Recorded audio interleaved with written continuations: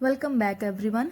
हमने right to equality and right to freedom दोनों fundamental rights complete कर लिए हैं डिटेल में। दैट इज आर्टिकल 14 से लेकर आर्टिकल 22 तक हमने सारा फैक्चुअल डेटा भी कवर कर लिया है प्रीलिम्स और वन डे एग्जाम्स के लिए, और ऐसे ही इम्पॉर्टेंट सुप्रीम कोर्ट जजमेंट्स भी कवर कर ली हैं, और साथ ही साथ इम्पॉर्टेंट कमेटीज भी देख ली हैं, और मेंस के लिए भी हमने एनालिसिस कर लिया है। मैंने क्वालिटी कंटेंट प्रोवाइड करा है गाइज मेंस आंसर राइटिंग के लिए भी। So go and watch those videos, the link is in the description below.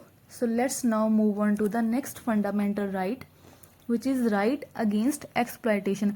इसके अंदर अब दो आर्टिकल हैं 23 एंड 24। 23 आर्टिकल क्या कहता है? Prohibition of traffic in human beings and forced labour.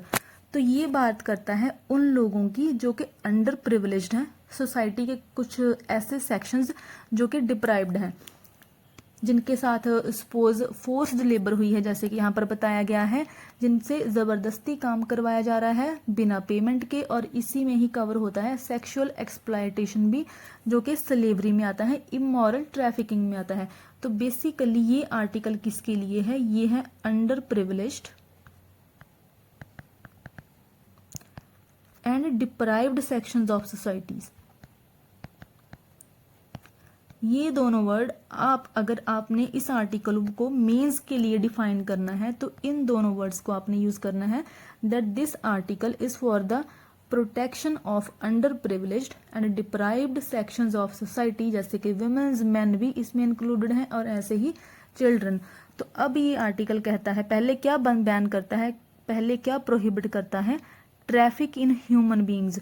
इसमें क्या बोला गया है? Human beings. और उसमें क्या क्या चीजें आती हैं? फर्स्ट इसमें आता है selling and buying of man, women, children like goods बोला गया है यहाँ पर, और यहाँ पर मैन भी इंक्लूड करे गए हैं। तो ये इसको हम एग्जाम्पल से समझ सकते हैं कि कमोडिटी के जैसे ट्रेड करना किसका? मैन का भी, विमेन का भी, और चिल्ड्रन का ट्रेड करना। और वो ट्रेड किसके लिए हो सकता है? फॉर एग्जाम्पल ऑर्गन की सेलिंग के लिए, ऑर्गन्स का सेलिंग करना और बाइंग करना। इस ऑर्गन के, ह्यूमन ऑर्गन्स के इलीगल अगर उनकी सेलिंग होती है, इलीगल बाइंग होती है, तो इट मीन्स उनको लाइक गुड्स, लाइक कमोडिटीज उनका ट्रेड करा जा रहा है। तो ये क्या होगा? ये होगा ट्रैफिक इन ह्यूमन बींग्स का फर्स्ट पार्ट, जिसको बैन करा गया है अंडर दिस आर्टिकल। और उसके बाद इसमें क्या कवर करा गया है? Immoral traffic in women and children. तो अब यहाँ पर बात करी गई है विमेन एंड चिल्ड्रन की इमोरल ट्रैफिक कवर करा गया है यहाँ पर। तो ये बात करता है सेक्सुअल स्लेवरी की और सेक्सुअल एक्सप्लॉयटेशन की। तो इस चीज को भी ये आर्टिकल बंद करता है, प्रोहिबिट करता है। ऐसे ही ये देवदासी की प्रथा के अगेंस्ट भी बात करता है। देवदासी की प्रथा स्पेशली साउथ इंडियन टेम्पल्स में चलती थी, जहाँ पर क्या होता था कि लड़कियां कुछ पर्टिकुलर एज में जब आती थी तो उनको टेम्पल्स में वहाँ वो रहती थी, जहाँ पर वो जाकर डांस करती थी, लेकिन बाद में उनके साथ फिर सेक्सुअल एक्सप्लॉयटेशन भी होती थी, जिसकी वजह से अंडर दिस आर्टिकल 23 इस देवदासी प्रथा को भी बंद कर दिया गया, प्रोहिबिट कर दिया गया। लेकिन अभी भी स्टिल कुछ कॉर्नर्स हैं इंडिया के, यहाँ पर ये प्रथा अभी भी चलती है, दो इट इज हिडन। अब नेक्स्ट इसमें स्लेवरी भी कवर करा गया है। जो इसमें स्लेवरी करा गया है वो इम्प्लिसिट है। इस आर्टिकल में स्लेवरी को एक्सप्लिसिटली और एक्सप्रेसिवली मेंशन नहीं करा गया है। ये इस आर्टिकल का एक इम्प्लिसिट इम्पैक्ट निकलता है। इम्प्लिसिट कैसे निकलता है? जैसे कि अगर हम बॉन्डेड लेबर की बात करें, सपोज किसी ने किसी से लोन लिया, किसी मनी लेंडर से, वो उस लोन को रीपे नहीं कर पाया, तो अब जो वो मनी लेंडर होगा, वो अगर वो वुमेन है तो उससे वो सेक्सुअल फेवर्स मांग रहा है, तो वो क्या हो जाएगी? उसके लिए स्लेवरी। ऐसे ही अगर मैन है तो घर में काम करवाने के लिए, अगर चिल्ड्रन है उनसे घर में काम करवाने के लिए, उनसे खेतों में, उन फील्ड्स वगैरह में काम करवाने के लिए डिमांड कर रहा है, तो वो क्या हो जाएगी? स्लेवरी हो जाएगी। तो अगर हम ट्रैफिकिंग की बात करें ऐसे ही अगर वुमेन की प्रोस्टिट्यूशन के लिए उनको किडनैप करा गया है सपोज, तो वहां पर भी जाकर अगर उनसे क्या करवाई जा रही है, स्लेवरी, तो इस आर्टिकल में ये क्या, ट्रैफिकिंग से क्या निकल रहा है, स्लेवरी, जो कि इम्प्लिसिट है। ऐसे ही ये आर्टिकल बात करता है फोर्स्ड लेबर की, जिसको बैन करा गया है। फोर्स्ड लेबर जो है इसको बेगार भी बोलते हैं। अब ये जो फोर्स्ड लेबर है ना, ये हिस्टोरिकली चली आ रही थी, पहले पास्ट में ज़्यादा चली आ रही थी। तो इसका मतलब होता है वर्क विदाउट पेमेंट, बिना पेमेंट करे, बिना मिनिमम वेज दिए किसी से काम करवाना, तो वो क्या होगी, फोर्स्ड लेबर और बेगार। तो ये पहले कहाँ पर चलती थी, बेसिकली ये करवाते थे लैंडलॉर्ड्स, मनी लैंडर्स भी, और ऐसे ही कुछ वेल्दी लोग भी। तो जी लेकिन ना इसकी एक और, इसमें जो आर्टिकल 23 है इसमें बोला गया है अदर सिमिलर फॉर्म्स तो ऑफ फोर्स्ड लेबर। तो मतलब कि फोर्स्ड लेबर की अगर कोई और भी किसी प्रकार की फॉर्म है तो उसको भी इस आर्टिकल के अंदर बैन करा गया है। जैसे कि एग्जांपल दी गई है फोर्स्ड लेबर की। अब अगर हमने डिफरेंस देखना हो, सॉरी बॉन्डेड लेबर, यहाँ पर अगर डिफरेंस देखना हो कि फोर्स्ड लेबर और बॉन्डेड लेबर में क्या है, तो फोर्स्ड लेबर जो थी ना उसमें इतनी ज़्यादा एक्सप्लॉयटेशन नहीं होती थी। जैसे कि अगर हम अपनी हिस्ट्री की बात करें तो वहाँ पर कुछ लोग क्या करते थे, जो वेल्दी लोग होते थे वो अपने घरों में ही कुछ लोगों को काम करने के लिए रख देते थे, और वहीं पर ही उनके रहने की फैसिलिटी भी होती थी, और उन्हीं जगह पर ही वो फैमिलीज में ही उनकी मैरिजेस वगैरह भी करवा देते थे। तो बेसिकली जो काम करने के लिए इंसान रखे जाते थे उनकी उसी वेल्दी फैमिली में एक अलग से फैमिली भी चलती रहती थी। तो वो जनरेशन टू जनरेशन उस पर्टिकुलर वेल्दी पर्सन के लिए या फिर वेल्दी फैमिली के लिए काम भी करते रहते थे, और अपना भी उनका एक परिवार चलता रहता था। तो जो फोर्स्ड लेबर अगर हिस्टोरिकली बात करें तो इतनी ज़्यादा ये एक्सप्लॉयटेटिव नहीं होती थी। लेकिन जब ये बॉन्डेड लेबर का कॉन्सेप्ट आया तो ये थी बहुत ज़्यादा एक्सप्लॉयटेटिव। इसीलिए ही फिर गवर्नमेंट ने इसके लिए एक्ट भी लेके आई। गवर्नमेंट पार्लियामेंट ने एक्ट कौन सा फिर लेके आया, bonded labour system abolition act 1976। ऐसे ही minimum wage act 1948। Minimum wage क्या कहता है कि जितनी गवर्नमेंट ने प्रेस्क्राइब करी गई है कि हर किसी को, जो भी अनऑर्गेनाइज्ड सेक्टर का इंसान है उसको जितनी गवर्नमेंट ने प्रेस्क्राइब करी है मिनिमम वेज वो उसको मिलनी ही चाहिए। और ऐसे ही ये बॉन्डेड लेबर जो सिस्टम वाला एक्ट था ये बैन करता था इस बॉन्डेड लेबर को। तो ये था इन दोनों में डिफरेंस, फोर्स्ड लेबर और बॉन्डेड लेबर में। अब इसकी अगर हम नेक्स्ट बात करें तो जो आर्टिकल 35 है हमारे इंडियन कॉन्स्टिट्यूशन का, वो क्या कहता है कि parliament by law is authorized to make laws. Parliament को इस आर्टिकल के अंदर ये अथॉरिटी है कि इस बॉन्डेड लेबर या फिर ह्यूमन ट्रैफिकिंग से रिलेटेड लॉ बना सकती है। तो पार्लियामेंट ने पहले तो इस इमोरल ट्रैफिक से रिलेटेड लॉ बनाया। इमोरल ये लॉ क्या था, इमोरल ट्रैफिक प्रिवेंशन एक्ट 1956। तो पहले तो उसको अथॉरिटी कहाँ से ले रहा है पार्लियामेंट, आर्टिकल 35 से। इसी अथॉरिटी की वजह से फिर पार्लियामेंट एक्ट बना रहा है अंडर आर्टिकल 23। मतलब कि एक्ट बनाने की अथॉरिटी या फिर लॉ बनाने की अथॉरिटी कहाँ से ली उसने, आर्टिकल 35 से। और फिर इस इमोरल ट्रैफिकिंग से रिलेटेड जो एक्ट बनाया वो किसके अंडर बनाया, आर्टिकल 23 के अंडर। तो ये अब एक्ट बनाया इस इमोरल ट्रैफिकिंग से रिलेटेड। अब नेक्स्ट अगर बात करें, ये जो इमोरल ट्रैफिकिंग का एक्ट था इसको फिर बाद में इससे रिलेटेड एक बिल भी आया, अभी तक ये पास नहीं हुआ है, बट इससे रिलेटेड आपने कुछ पॉइंट्स याद रखने हैं। जैसे कि ये बिल क्या था, trafficking of human protection prevention and rehabilitation bill 2018। तो इसका जो स्कोप था ना, ये वाला जो एक्ट था इमोरल ट्रैफिकिंग का, इसका स्कोप इतना ज़्यादा वाइड नहीं था। तो ये जो बिल आया इसमें इसका स्कोप ही वाइड करा गया है। इसमें रिहेबिलिटेशन की भी बात करी गई है, और इसमें क्या बोला गया है कि एक नेशनल लेवल पर एंटी ट्रैफिकिंग ब्यूरो बनना चाहिए, और ऐसे ही डिस्ट्रिक्ट लेवल पर भी एंटी ट्रैफिकिंग यूनिट होनी चाहिए। इसमें रिहेबिलिटेशन की बात क्यों करी गई थी, ये आया था बहुत सारे ऐसे ना जब रेड्स पड़ रही थी, तो अगर वुमेन जो स्लेव्स होती थी अगर उनका रेस्क्यू करा जाता था तो बाद में हमेशा दिक्कत रहती थी कि उनका रिहेबिलिटेशन कैसे हो, क्योंकि जो सोसाइटी होती थी तो सोसाइटी तो उनका आउटकास्ट कर देती थी। अपनी अपनी जितनी भी कोई भी सोसाइटी है वो उन लोगों को अपना हिस्सा बनने ही नहीं देती थी बेसिकली, तो उसको कहते हैं कि आउटकास्ट कर देना। तो उन लोगों का आउटकास्ट कर दिया जाता था बाय सोसाइटी। इसीलिए ही फिर इस बिल में रिहेबिलिटेशन की बात करी गई थी अभी तक, लेकिन ये पास नहीं हुआ है। अब इसी ही एक्ट में ना इसी आर्टिकल में ही कुछ एक्सेप्शंस भी दी गई हैं। पहले तो इसमें क्या बोला गया है कि स्टेट का ये काम होगा, गवर्नमेंट का ये काम होगा कि इन चीज़ों को मत किसी से फोर्सफुली काम नहीं करवाया जा सकता, ये ह्यूमन ट्रैफिकिंग नहीं हो सकती। लेकिन जो फोर्सफुल काम है उससे रिलेटेड एक्सेप्शंस हैं। ये जो एक्सेप्शंस है ना, ये ह्यूमन ट्रैफिकिंग से रिलेटेड नहीं है। ये जो एक्सेप्शंस हैं वो सिर्फ और सिर्फ फोर्स्ड लेबर से रिलेटेड है। तो वो एक्सेप्शंस कौन सी हैं कि जो स्टेट गवर्नमेंट है उसके पास ये पावर है कि वो कंपल्सरी सर्विस करवा सकती है पब्लिक इंटरेस्ट के लिए विदाउट पेमेंट। तो ये किससे रिलेटेड हुआ? फोर्स्ड लेबर से हुआ। लेकिन वो फोर्स्ड लेबर कौन करवा रही है? अब गवर्नमेंट करवा रही है पब्लिक इंटरेस्ट के लिए। और ये इसकी एग्जांपल क्या हो सकती है? जैसे कि मिलिट्री इनलिस्टमेंट। अगर मिलिट्री में काम करवाना है, मिलिट्री सर्विस करवानी है, तो उस चीज के लिए भी ये एक्सेप्शन है एक पब्लिक इंटरेस्ट के लिए। लेकिन ये एक्सेप्शन ह्यूमन ट्रैफिकिंग के लिए नहीं है।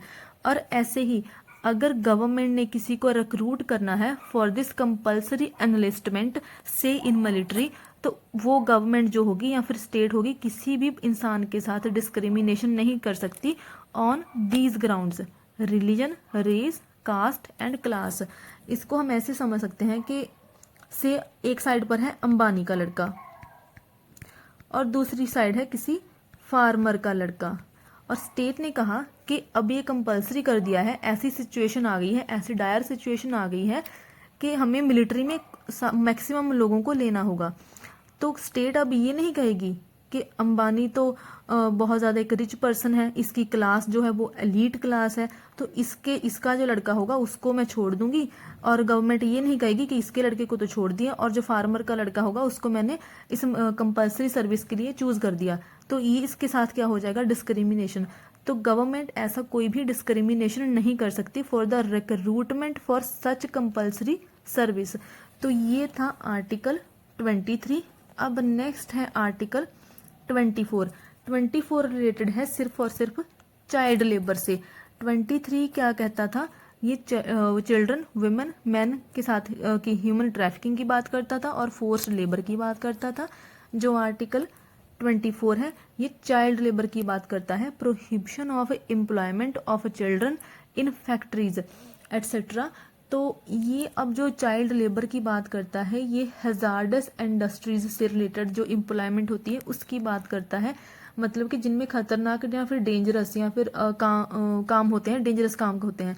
तो लेकिन ये उन इंडस्ट्रीज की बात नहीं करता या फिर उन एरियाज की बात नहीं करता जिनमें हार्मलेस या फिर इनोसेंट काम होता है। जैसे कि बहुत सारे छोटे छोटे जो बच्चे होते हैं वो ये जो चाय वाले टी स्टॉल वगैरह होते हैं उनमें भी एज लेबर वो काम कर रहे होते हैं। तो लेकिन उनके अगेंस्ट क्या कोई एक्शन हो रहा होता है? बहुत ही कम। जब तक उन चिल्ड्रंस के साथ कोई एक्सप्लॉयटेशन हो ना जाए तब तक ऐसे टी स्टॉल्स पर या फिर अगर कोई फैमिली बिजनेस भी ऐसा है जिसमें चिल्ड्रंस की एक्सप्लॉयटेशन नहीं हो रही है तो तब तक वो उस काम को क्या माना जाएगा? इनोसेंट माना जाएगा या फिर उसको एक हार्मलेस काम माना जाएगा। लेकिन इन टी स्टॉल्स पर बहुत सारे बच्चे ऐसे काम करते हैं क्योंकि उस काम को माना जाता है कि वो हार्मलेस है। तो ये सिर्फ और सिर्फ डेंजरस काम की ही बात करता है। तो अब ये जो बच्चे हैं वो कौन सी एज के इंक्लूड करे गए हैं? वो है बिलो 14 ईयर्स तक के। और जो इंडस्ट्रीज हैं, ये जो एटसेट्रा वर्ड यूज करा गया है यहाँ पर, तो इसका मतलब यहाँ पर माइंस भी इंक्लूडेड है। ऐसे ही कुछ हैजार्डस इंडस्ट्रीज जैसे कि कंस्ट्रक्शन वगैरह हो गया, रेलवेज वगैरह हो गए। और ये हैजार्डस इंडस्ट्रीज और किस में मेंशन करी गई हैं? इनको मेंशन करा गया है फैक्ट्रीज एक्ट में। फैक्ट्रीज एक्ट 1948 में भी बहुत सारी हैजार्डस इंडस्ट्रीज की बात करी गई है। तो ये उस एम्प्लॉयमेंट को प्रोहिबिट करता है for the children of below 14 year age जो कि हैजार्डस इंडस्ट्रीज में काम कर रहे हैं, तो उस एम्प्लॉयमेंट को ये बैन करता है। तो अब इसकी जो आर्टिकल है ये आया क्यों है? पहले तो तो ये इस सोशल वेलफेयर के लिए आया है जो कि डीपीएसपी में दिया गया है। डीपीएसपी में बात अंडर आर्टिकल 39F ये क्या कहता है, हेल्दी डेवलपमेंट ऑफ चिल्ड्रन के लिए स्टेट को काम करना चाहिए, जो बच्चे हैं उसकी हेल्दी डेवलपमेंट हो, इसके लिए स्टेट को एफर्ट्स डालनी होगी। तो अब ये जो आर्टिकल है ना 24, इसका एसेंस कहाँ से आ रहा है वो 39F से, डीपीएसपी से, जो कि चिल्ड्रन वेलफेयर की बात करता है, हेल्दी डेवलपमेंट ऑफ चिल्ड्रन की बात करता है। तो अब ये क्या है, बट नॉट इन हार्मलेस और इनोसेंट वर्क लाइक फैमिली और एग्रीकल्चर। ओके, तो इसने ये तो बोल दिया कि हैजार्डस इंडस्ट्रीज में बच्चों को काम नहीं करने दिया जाएगा, लेकिन इसने एक्सक्लूड क्या कर दिया, इनोसेंट या फिर हार्मलेस काम, जैसे कि कोई फैमिली बिजनेस हो गया, जैसे छोटी छोटी शॉप्स वगैरह होती हैं उन पर बच्चे अगर काम करते हैं तो फैमिलीज़ के, ऐसे ही एग्रीकल्चर फील्ड में बहुत सारी फैमिलीज़ काम करती हैं, बच्चे भी उनमें इंक्लूडेड होते हैं, तो उसको भी इसने एक्सक्लूड कर दिया है, मतलब कि उसको भी हार्मलेस नहीं, उसको भी डेंजरस नहीं माना गया है। अब पार्लियामेंट ने, क्योंकि पार्लियामेंट के पास पावर है इससे रिलेटेड लॉ बनाने की, तो पार्लियामेंट फिर एक्ट लेके आई, the child labour prohibition and regulation act 1987। अब ये जो एक्ट था इसको 2016 में अमेंड करा गया। इस अमेंडमेंट में कहा गया कि कोई भी चाइल्ड, एनी चाइल्ड जिसकी एज 6 से 14 ईयर तक हो, वो किसी भी एम्प्लॉयमेंट में काम नहीं करेगा, वो किसी भी जगह पर काम नहीं करेगा, चाहे वो हैजार्डस हो और चाहे वो हैजार्डस ना हो। ये जो आर्टिकल 24 था इसमें क्या कहा गया था कि जो बिलो 14 ईयर वाले बच्चे होंगे वो हैजार्डस इंडस्ट्रीज में काम नहीं करेंगे, बट नॉन हैजार्डस जैसे कि फैमिली बिजनेस हो गया, एग्रीकल्चर, इसमें ये काम कर सकते हैं। लेकिन जो ये जो अमेंडमेंट आई 2016 की, इसने बोल दिया कि 6 to 14 ईयर के जो बच्चे होंगे वो किसी भी इंडस्ट्री में काम नहीं करेंगे, किसी भी फैमिली बिजनेस में भी काम नहीं करेंगे, मतलब कि हैजार्डस चाहे वो नॉन हैजार्डस हो। तो ये किसके लिए था, 6 to 14 तक एज के लिए। लेकिन इसमें इस अमेंडमेंट ने एक एडोलेसेंट वर्ड भी ऐड करा। ऐसो एडोलेसेंट होते हैं टीन जिनकी एज 14 से 18 तक की होती है। तो इनको क्या बोला गया अंडर दिस अमेंडमेंट कि ये नॉन हैजार्डस इंडस्ट्रीज में काम कर सकते हैं, इनको हैजार्डस में ही बैन करा गया, ना कि नॉन हैजार्डस। अब यहीं पर ही दिक्कत आती थी, क्योंकि इसमें क्या करा गया कि ये जो हैजार्डस इंडस्ट्रीज थी उसकी डेफिनेशन को ही चेंज कर दिया गया अंडर दिस अमेंडमेंट। पहले तो ये बोल दिया गया कि ये जो एडोलेसेंट होंगे 14 से 18 ईयर तक के, वो नॉन हैजार्डस में काम कर सकते हैं, हैजार्डस में नहीं करेंगे। अब ये जो नॉन हैजार्डस इंडस्ट्रीज थी उनका नंबर पहले तो इसके अंदर बहुत ज़्यादा कम कर दिया गया। अगर फैक्ट्री एक्ट के अंदर 83 इंडस्ट्रीज थी तो इनको 3 कर दिया गया, मतलब कि जो hazards industries under factories act थी वो थी 83, अब कितनी कर दी गई, 3। तो अब जो हैजार्डस इंडस्ट्रीज थी वो कितनी रह गई, सिर्फ 3। लेकिन अगर देखा जाए तो सिर्फ 3 ही हैजार्डस इंडस्ट्रीज नहीं है, इसके अलावा भी अंडर फैक्ट्रीज एक्ट बहुत सारी हैजार्डस इंडस्ट्रीज हैं। लेकिन फॉर दिस पर्टिकुलर अमेंडमेंट 2016 ये नंबर कम करके 83 से कर दिया गया 3। और तो वो 3 कौन सी थी, माइनिंग से रिलेटेड, और ऐसे ही जो केमिकल वगैरह से रिलेटेड हो, या फिर कुछ इंडस्ट्रीज जो कि फैक्ट्री लॉ के अकॉर्डिंग मेंशन करी गई थी।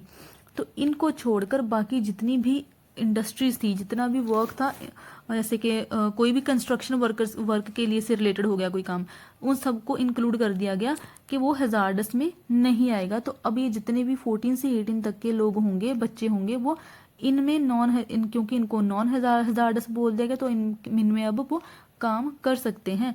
तो ऐसे ही जो ये 6 to 14 ईयर वाला जो था बच्चे, उनके लिए भी कुछ दिक्कत थी। उनको क्या बोला गया कि वो किसी भी एम्प्लॉयमेंट में जो कि हैजार्डस हो या फिर वो नॉन हैजार्डस हो या फिर हार्मलेस हो, उसमें भी काम कर सकते हैं, उसमें वो काम नहीं करेंगे, except farms, family business, audio visual industry, only after school time. तो ये चीज़ बोली गई, जो 6 से लेकर 14 ईयर तक के बच्चे थे उनको क्या बोला गया कि जब वो अपना स्कूल टाइम कंप्लीट कर लेंगे उसके बाद वो फार्म्स में भी काम कर सकते हैं, दैट इज़ एग्रीकल्चर, ऐसे ही वो फैमिली बिजनेस में काम कर सकते हैं, और ऑडियो विजुअल इंडस्ट्री जैसे कि टेलीविज़न छोटे छोटे बच्चे वो सिंगिंग वगैरह में और डांसिंग वगैरह में पार्टिसिपेट करते हैं ना, बस ये वही चीज़ है। लेकिन अब ये भी एक दिक्कत है, क्योंकि इससे भी ओवरऑल डेवलपमेंट जो होती है बच्चों की वो इम्पैक्ट तो होती ही है।